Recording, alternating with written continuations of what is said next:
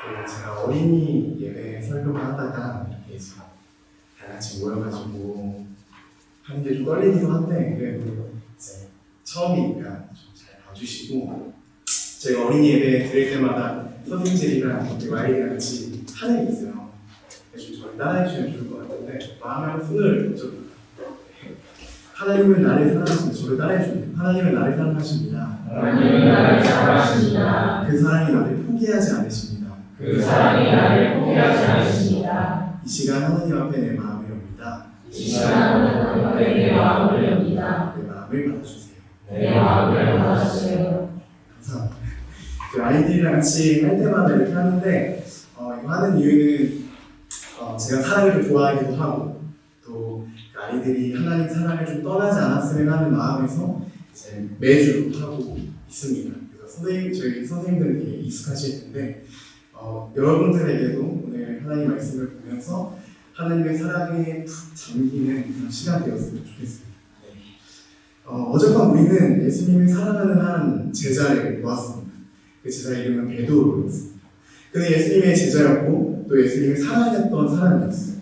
하지만 그를 설명하는 여러 수식어들과는 다르게 그가 봤던 모습은 예수님을 떠나지 않겠다고, 예수님을 모른 척하지 않겠다고 했던 그 입술로 나 예수님 모른다고, 나 예수님 알지 못한다고 이야기를 합니다.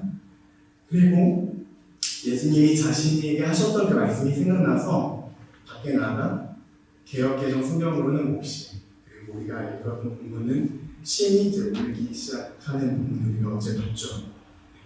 베드로는 이 신전을, 제가 베드로의 신전을 봤을 때 이 운동에는 여러 가지 그리고 복잡한 심정이 담겨 있었을 것 같아요. 그 중에서도 자기가 했던 말, 그리고 자기가 했던 행동들이, 그리고 예수님이 하신 그 말씀이 생각나서 그 안에 어떤 회개의 의미도 같이 담겨 있지 않을까 생각이 듭니다. 그리고 오늘 우리가 함께 읽은 본문에서 베드로와 동일하게 예수님을 배신하고 배반했지만 전혀 다른 결과를 맞이한 예수님의 제자 유다의 이야기가 등장합니다. 오늘 본문은 이렇게 시작하는데요. 저희 1절과 2절을 같이 한번 읽었으면 좋겠습니다. 같이 한번 읽어볼게요. 시작! 새벽이 되어서 된 제사장들과 백성의 장로들이 모두 예수를 죽이기로 결의하였다. 그들은 예수를 결박하여 끌고 와서 중국 유다들에게 넘겨주었다. 새벽이 되고 대제사장들과 장로들이 이제 예수님을 죽이기로 결의합니다. 그리고 그 후에 예수를 찾아가서 그가 움직일 수 없게 결박하고 총독 빌라도 앞에 이제 넘겨주죠. 마태는 이 사건을 좀 간결하게 기록을 하고 있는데 다른 복음서들 누가나 요한 그리고 마가를 살펴보면 좀 더 정확하고 자세하게 기록을 하고 있어요. 마가는 뭐라고 기록을 하고 있냐면 마가는 전체 의회, 전체 회의라고 기록을 하고, 그러니까 뭐 예를 들면 공동회의 같은 거죠.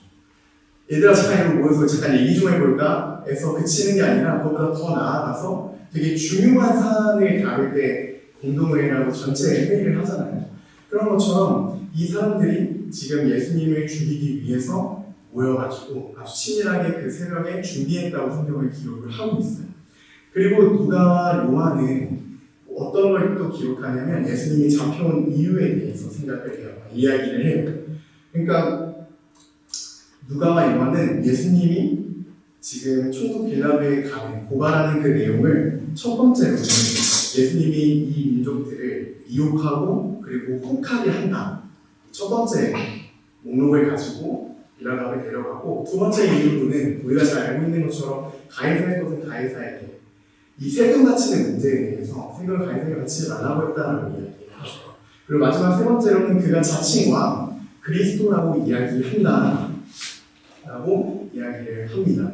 그러니까 로마 입장에서 봤을 때에는 이 예수님을 황제 숭배를 거부한 자 그리고 로마를 위협하는 정치적으로 아주 위험한 사람으로 이제 선동하고 고발하게 되죠. 사실은 이 유대인들이 예수님을 성전 모독죄 이렇게 묶어가지고 돌로 쳐 죽일 수도 있었어요. 그런데 이제 6월절 좀 가까이 오고 하다 보니까 본인 스스로 그리고 본인의 손으로 피를 묻히기 싫었기 때문에 총독 빌라도에게 데려간 것 같아요. 또한 그들에게는 예수님을 직접적으로 죽일 수 있는 권한이 상실되었기 때문에 이들에게는 꼭 꼭 빌라도가 필요했던 것이죠. 예수님의 고발 논의를 좀 살펴보면요. 예수님께서는 내가 그리스도라고 이야기하고 인정하시기는 하지만 그것을 넘어서 정치적 행동을 했다거나 아니면 정치적으로 로마를 정복시키는 일이 아니었음을 성경에서 볼 수 있죠. 또 가이사의 것은 가이사에게라고 이야기하시면서 세금 내는 것과 문제 없다고 이야기를 하세요. 그러니까 예수님은 정치 혁명가가 아니라 로마를 위협하는 사람이 아니라 그냥 진짜 이스라엘이 그토록 바라고 있었던 그냥 메시아로 이 땅에 오신 것이죠.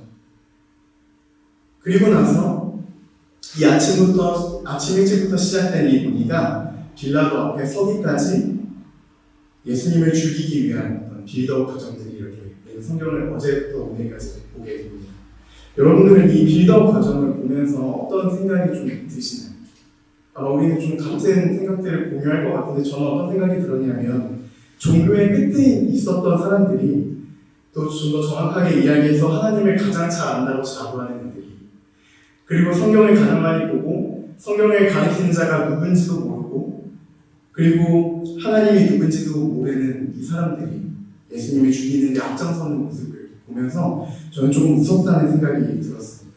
제 3자 입장에서 이것들을 관망을 볼 때에는 그냥 이렇게 무섭고 그냥 종교의 끝에 있는 사람들이 예수님을 이렇게 치밀하게 죽이려고 했구나라고 생각할 수 있지만 오늘 본문에 나타난 유다는 조금은 다른 감상이지 않을까 싶어요.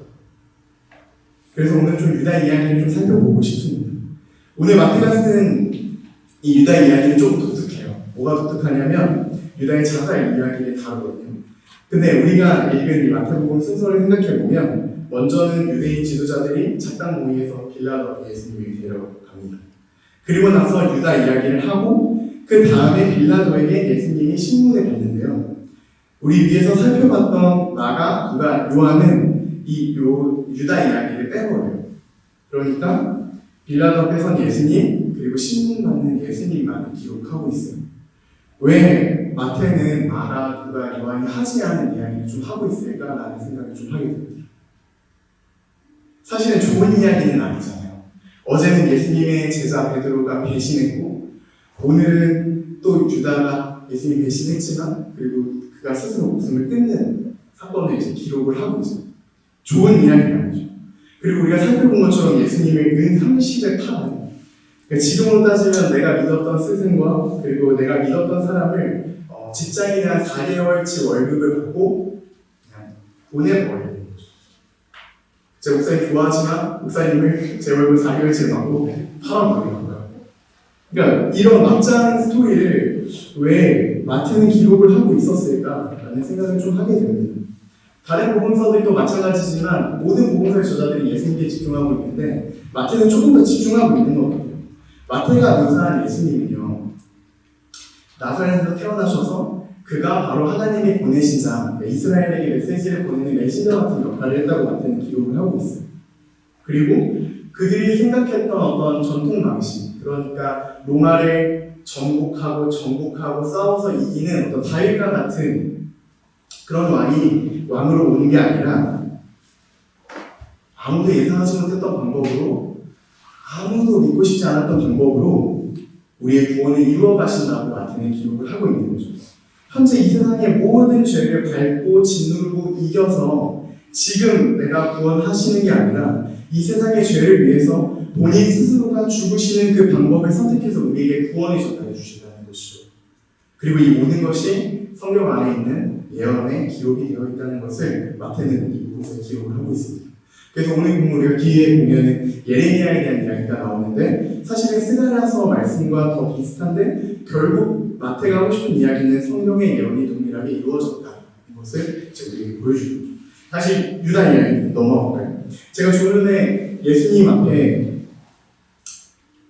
빌라도 앞에 선 예수님을 봤을 때 유다가 좀 우리와는 다른 형상을 갖고 있다고 이야기를 했었는데 제 3자 입장에서 관망을 보면 그냥 예수님이 끌려갔다 그리고 작당을 했다 그런 그 정도로만 볼 수 있는데 유다 입장에서는 조금 더 달랐을 거라고 생각해요. 유다한테는 좀 실제적이죠. 왜냐하면 스승과 제자의 관계를 떠나서 인간 대 인간으로 마주했을 때 자신의 한 행동과 말로 인해서 한 사람이 오해를 받고 죽음을 향해 걸어가는 예수님을 유다는 목격했을 거예요.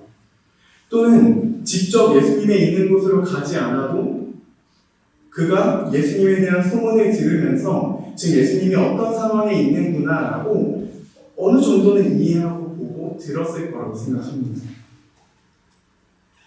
그리고 나서 그는 그 마음속에 유다 마음속에 죄책감이 들 수도 있고 또 위협이나 또 공포에 사로잡힐 수도 있었을 거라고 생각해요. 그러면서 여러 가지 감정이 극도로 충돌하고 또 마음이 뭉쳤을 것 같습니다.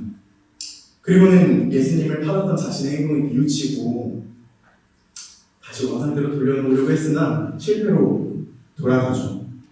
성경을 보면 유다가 어떤 사람인지 볼 수 있는 구절들이 몇 구절이 있는데 여러분 아마 다 아시겠지만 마리아가 예수님께 값비싼 향유를 깨트린 사건을 다 아시죠. 거기에 보면 유다가 다른 제자들이 다 봤는데 유다가 이렇게 얘기해요. 이 향유를 팔아서 가난한 자들에게 나누어줘야지. 저는 이 장면을 보면서 뭘 느끼냐면 유다가 계산이 진짜 빠르구나. 왜냐하면 유다는 바로 보자마자 그 향유의 시세를 알고 시세를 알고 이걸로 하면 이렇게 계산이 좀 빠르다는 것을 좀 생각해 볼 수 있습니다. 근데 예수님의 반응을 보면 그 유다가 했던 말이 그리고 행동들이 진실이 아니었음을 우리는 또 볼 수 있습니다. 또 유다 입장에서 생각해 봤을 때 로마 통치 안에서 전통적인 방식, 아까 제가 얘기 드렸던 그런 방식으로 구원을 유다가 꿈꿨을 거라고 생각을 해요. 그러니까 이 표현에 써있는지 모르겠지만 지금 예수님의 폼이 그냥 미쳤어요. 그러니까 예수님 폼이 미쳤어요. 왜냐하면 지금 예수님이 할 수 있는 거 다 하시잖아요. 기적도 일으키시고 사람들 따르는 무리들도 진짜 많고 그러니까 유다 입장에서 봤을 때 내 인생을 역전시켜 줄 사람 내가 저 사람 붙어있으면 한 잔을 할 수 있겠다. 또는 저 사람이라면 진짜 저 사람이라면 나의 상황을 역전시키고 다윗처럼 로마를 쳐 죽이고 부시는 진짜 왕이 될 수도 있겠다라고 생각했을 것 같아요. 이렇게 생각해보면 유다가 예수님을 판 이유가 조금은 좀 이해가 돼요. 첫 번째로 돈에 대한 부분은 어떻게 그럴 수 있어? 예수님이 진짜 직장인 월급 4개월치 몸값이야? 라고 생각할 수 있지만 우리 뉴스 조금만 찾아보면 돈 때문에 사람도 팔고 돈 때문에 사람도 죽이고 돈 때문에 일어나는 여러 일들을 봐요. 그리고 그 금액이 더 놀라운 건 그 금액이 얼마 되지 않는다는 걸 또 놀라죠. 또 유다가 생각했을 때 예수님을 보니까 처음에는 진짜 멋진 슈퍼 히어로 같은 모습이었는데 점점 예수님 하시는 말씀 보니까 내 이상과 맞지 않아. 내가 생각했던 분과 좀 달라. 그리고 계속해서 죽는다고 말씀을 하시니까 이 유다 입장에서는 저 사람은 내가 생각했던 사람 아닌데 라고 생각했을 수 있어요. 연인관계나 사람관계나 인간관계나 내가 믿었던 사람이 등을 돌리거나 내가 생각했던 그 사람이 아니면 우리 손절하거나 등 돌린 경우들이나 그런 것들을 많이 보잖아요. 이런 건 다 이해할 수 있어요. 근데 성경은 오늘도 신기하게 유다가 뉘우쳤다고 기록을 해요. 근데 우리는 또 이것이 진실이 아니었음을 또 성경을 통해서 보게 되죠. 그러니까 저는 본문을 보면서 이런 생각해요. 유다가 좀 어떻게 보면 되게 멋진 사람으로 보일 수 있겠다. 왜냐하면 유다가 했던 말, 예수님이 겪는 상황을 유다가 직접 보면서 내가 죄 없는 자를 팔았다. 솔직하잖아요. 내가 죄 없는 자를 팔았다고 솔직하게 이야기하잖아요. 그러니까 저는 이거 보면서 좀 약간 멋있다고 생각이 들었었어요. 자기 잘못을 진짜 시인하잖아요. 그리고 아까 이야기했던 그렇게 돈을 사랑하고 쫓았던 사람이에요. 요한복음에 보면 계산도 빠르고 돈을 정말 사랑했던 사람으로 유다가 묘사가 되는데 그렇게 돈을 사랑했던 사람이 예수를 판 돈을 다시 그대로 가져가다가 유대인들한테 가서 그 돈을 던지고 다시 돌아오잖아요. 내가 했던 행동에 책임을 지잖아요.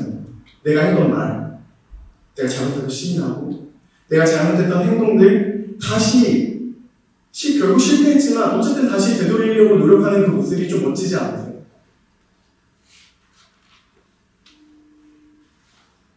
근데 저는 이 모습 보면서 마치 우리가 하나님 앞에 회개할 때 돌아가는 모습과 좀 닮아 있다고 생각을 했었어요. 근데 근데 그가 진짜 뉘우쳤다면 그는 그 이후에 예수님께 걸어갔어요. 맞아요.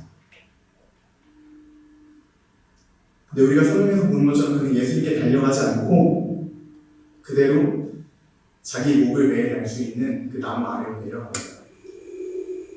유다의 모습 중에서 다른 것은 다 이해하고 넘어갈 수 있어요. 그런데 본문 보면서 좀 안타깝고 좀 마음이 아픈 건 이 유다의 자살이에요. 좀 정확하게 얘기하면 그가 스스로 선택하고 그가 스스로 포기했다는 게 좀 안타까워요. 저는 이거 포기라고 이야기하고 싶어요. 맞죠? 그가 삶을 스스로 포기했어요. 예수님과 지내면서 수많은 기적들, 예수님이 말씀하시는 수많은 복음들을 들었음에도 그는 스스로 포기해버려요. 다시 한번 말하지만 그가 진짜 회개하고 뉘우쳤다면 자기 목을 매달린 그 나무에 가는 게 아니라 지금 고난을 받고 계신 예수님 앞에 가야죠. 멀리서라도 그냥 내가 예수 팔았어. 좀 쪽팔리지만 아주 멀리 떨어져서 예수를 좀 따라가야지. 또는 아주 많이 늦었어도 십자가에 달린 예수님 그 앞에 나아가야죠. 그 빅터 프랭클리 쓴 죽음의 수용소라는 책이 있어요. 근데 그 책은 이제 아우슈비츠 수용소에 대한 이야기를 담고 있는데 거기에서 있었던 비인격적인 배우들 그리고 끔찍한 고통에 대해서 써 내려가고 있어요. 근데 그 책에 이런 질문을 해요. 거기서 버텼던 유대인에게 어떻게 그곳에서 버텼냐고, 어떻게 그곳에서 살아남았냐고 물어봐요. 근데 유대인이 뭐라고 이야기하냐면 눈물과 한숨으로 버텼어요. 비인간적이고 비인격적인 그곳에서 나갈 거라는 희망을 가지고 그리고 삶을 포기하지 않고 영위하겠다. 죽음과 고난조차 희망으로 승화시키겠다는 그 마음을 가지고 눈물과 한숨으로 그곳에서 버텼다고 이야기를 해요. 우리는 어제 베드로의 모습을 보았어요. 베드로는 닭의 울음소리랑 그리고 예수님이 하신 말씀이 생각나서 이제 몹시 울죠. 아마도 그는 이 상황 속에서 예수님에 대한 믿음을 포기하지 않았고 또 말할 수 없는 감정과 내가 예수님을 배신했다는 그 감정이 소용돌이 치면서 마음이 막 이렇게 어지러웠지만 그는 그냥 눈물과 한숨으로 그냥 하루하루 보내요. 우리 5절 마지막으로 한 번만 같이 읽어봤으면 좋겠습니다. 5절 같이 한번 읽어보겠습니다. 시작. 유다의 그 돈을 성전에 내어주고 올라가서 스스로 목을 매달아 죽었다. 세번역 성경에서는 스스로가 5절 한 번 등장하는데 개역개정으로 보면 3절과 5절 두 번 등장합니다. 그러니까 유다는 내가 벌인 일, 내가 스스로 책임지겠다고 말하고 움직여요. 여기에는 예수님에 대한 생각이나 예수님에 대한 믿음, 예수님이 낄 자리는 하나도 없어요. 예수님이 낄 자리 한 구석도 내어주지 않아요. 그냥 오로지 나 혼자 존재하는 거죠. 유다가 자신의 삶을 스스로 포기하는 모습이, 그리고 유다가 자기 삶을 스스로 결정하는 모습이 꼭 제 모습을 보는 것 같았어요. 목사님께 본문을 받고 좀 이제 오랜 시간 사실 준비를 했거든요. 묵상을 좀 많이 하고 싶었고, 근데 이제 보면 볼수록 자꾸 제 모습 같은 거예요. 하나님의 능력, 하나님이 하신 일, 내가 기대하고 내가 바라고 내가 진짜 그렇게 하고 싶지만 내가 그렇게 해야 되는 대상을 만나거나 그런 상황들을 맞닥뜨리면 제가 스스로 제한을 보이는 거죠. 이 정도면 잘했어. 이 정도면 잘하네. 그냥 포기해버리는 거예요. 더 쉬운 예로 얘기하면 기도하는 일, 누군가를 사랑하는 일 같은 거죠. 하나님을 찾지 않아도 우리는 일이 진행되고 잘 해결되는 걸 볼 때도 있고, 또 우리가 간절히 원하고 간절히 바라는 것들이 내가 하나님께 기도하고 구하지만 내 마음대로 되지 않을 때가 있으면 또 봐요. 그러니까 이게 점점 쌓여서 그냥 무난하게, 그냥 무덤덤하게, 그냥 그것이 예수님을 통해서 또는 예수님께 받은 그 사랑을 내가 받아서 내가 하려고 하지 않고 그냥 포기해버리는 거죠. 이것만 이야기하고 우리 숲으로 가겠습니다. 어제부터 오늘까지 제 마음속에 좀 계속해서 떠오르는 문장이 있어요. 어제 잘 적어주셔가지고 너무 감사하고, 하나씩 다 봤는데 저게 어떤 문장이 저를 계속 지금까지도 생각나게 하냐면 울고 싶습니다 라는 문장이 저기 뒤에 있어요. 계속해서 질문이 되는 거예요. 나 진짜 울고 싶습니다. 어제 베드로처럼 나 진짜 울고 싶습니다. 나 도대체 무엇 때문에 울고 싶은가? 그에 대한 대답은 예수님 때문에, 진짜 주님을 사랑하는 마음 때문에. 베드로가 주님을 사랑했지만 주님을 따르지 못하는 자기의 모습을 보면서 그래도 주님 쫓아가야지 했던 그 마음 때문에. 베드로는 예수님 때문에 눈물을 흘렸어. 예수님 따르고 싶지만 그렇지 못한 자신의 모습 때문에. 하지만 유다는 달랐어요. 예수님 없이 스스로 선택해가요. 저는 오늘 저와 여러분이 이 베드로의 길을 선택했으면 좋겠어요. 정말로. 오늘 제목은 베드로와 유다 사이를 걷는 우리라고 했는데 계속 왔다 갔다 걷는 것 같아요. 근데 예수님과 함께 우리 같이 걸어갔으면 좋겠어요. 내 삶을 내 손에 꽉 쥐고 살아가지 않고 그분께 맡기고 이제는 내 손을 움켜잡았던 이 손을 예수님과 함께 잡고 걸어가는 그런 하루가, 그런 내일이 되기를 진심으로 바랍니다.